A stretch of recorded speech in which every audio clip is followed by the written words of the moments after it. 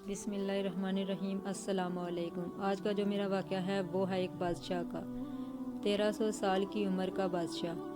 حضرت دانیال علیہ السلام دن کو جنگل میں چلے جاتے تھے۔ ایک دن آپ جنگل میں چلے گئے، آپ کو ایک گنبد نظر آیا۔ آواز آئی کہ اے دانیال ادھر آ۔ دانیال علیہ السلام اس گنبد کے پاس گئے۔ معلوم ہوا کہ اس مقبرے کا گنبد ہے۔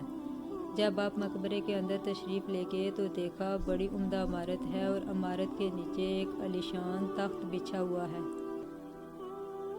اس پر ایک بڑی لاش پڑی ہوئی ہے۔ پھر آواز آئی کہ دانیال تخت کے اوپر آؤ۔ آپ اوپر تشریف لے گئے تو ایک لمبی چوڑی تلوار مردہ کے پہلو میں رکھی ہوئی نظر آئی۔ اس پر یہ عبارت لکھی ہوئی نظر آئی کہ میں قوم عاد سے ایک بادشاہ ہوں۔ خدا نے 1300 سال کی مجھے عمر عطا فرمائی۔ 12,000 میں نے شادیاں کی، 8,000 بیٹے ہوئے، لاتعداد خزانے میرے پاس تھے۔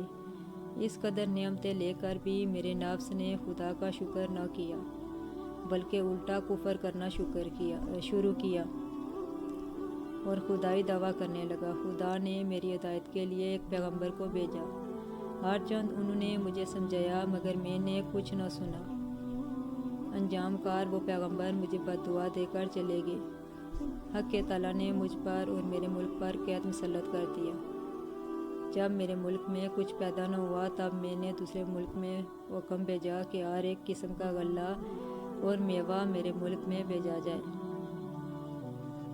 اور جب میرے حکم پر ہر قسم کا غلہ اور میوہ میرے ملک میں آنے لگا، جس وقت وہ غلہ یا میوہ میرے شہر کی حد میں داخل ہوتا فوراً مٹی بن جاتا اور وہ ساری محنت بیکار جاتی اور کوئی دانہ مجھے نصیب نہ ہوتا۔ اسی طرح 7 دن گزر گئے، میرے قلعے سے سارے احمالی موالی، بیویاں، بچے سب بھاگ گئے۔ میں تنہا قلعے میں رہ گیا، سوائے فاقے کے میری کوئی غذا نہ تھی۔ ایک دن میں نہایت مجبور ہو کر فاقے کی تکلیف میں قلعے کے دروازے پر آیا۔ مجھے ایک شخص نظر آیا جس کے ہاتھ میں کچھ غلے کے دانے تھے جن کو کھانا چلا جاتا تھا۔ میں نے اس جانے والے سے کہا کہ ایک بڑا برتن بھرا ہوا موتیوں کا مجھ سے لے لو اور یہ اناج کے دانے مجھے دے دو، مگر اس نے نہ سنا اور جلدی سے ان دونوں کو کھا کر میرے سامنے سے چلا گیا۔ انجام یہ ہوا کہ اس واقعے کی تکلیف سے میں مر گیا اور یہ میری سرگزشت ہے۔ جو شخص میرا حال سنے وہ کبھی دنیا کے قریب نہ آئے۔ خدا سے ہر قسم کی نعمت پا کر پھر اس کی ناشکری کرنا انتہائی ناقابل اندیش ہے۔